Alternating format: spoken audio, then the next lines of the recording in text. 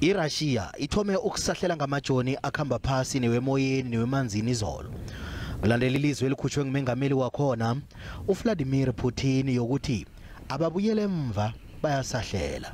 Babalelwa enkulungwaneni ezilikhulu abantu abachiye imzabo njengombana kuduma ingidi ezikulu nembhomu emadrobheni amakhulu weUkraine. Nakusenjalo umengameli uCyril Ramaphosa uthi umbango okhona eRussia neUkraine ungararululwa ngokuthula nangokukhulumisana. It is not necessary for people to go to war and have people getting killed, infrastructure being damaged as it is now. And it behoves on the countries of the world, particularly the United Nations, Security Council.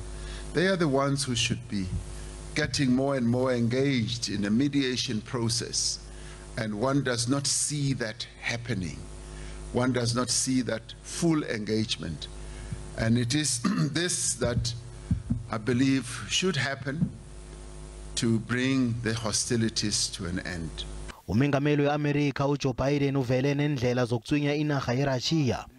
Uthi bazokuthoma ngamabhanki amakhulu namabubulo alawulwa mbuso nalabo abanjingileko benarha leya. iAmerica ijamise ingidigidi zemali ekufuze ziye eRussia ngemva kokuthi inarha leya ithome ukusahlela eUkraine. Umengameli weRussia uVladimir Putin uthi umnqopho wepile kukukhupha amajoni ngaphakathi kweUkraine.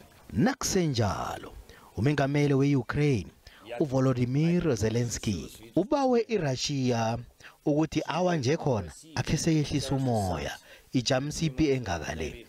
Uthi akukhulumiswane kuhle ngaphandle kwepi neentjhaba kuzokuphela ungazwani phakathi kwamazwe amabili la.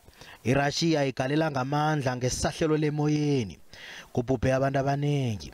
Kwanje kunembiko eminengi yokuthuthumba ngaphakathi nangaphandle eKyiv.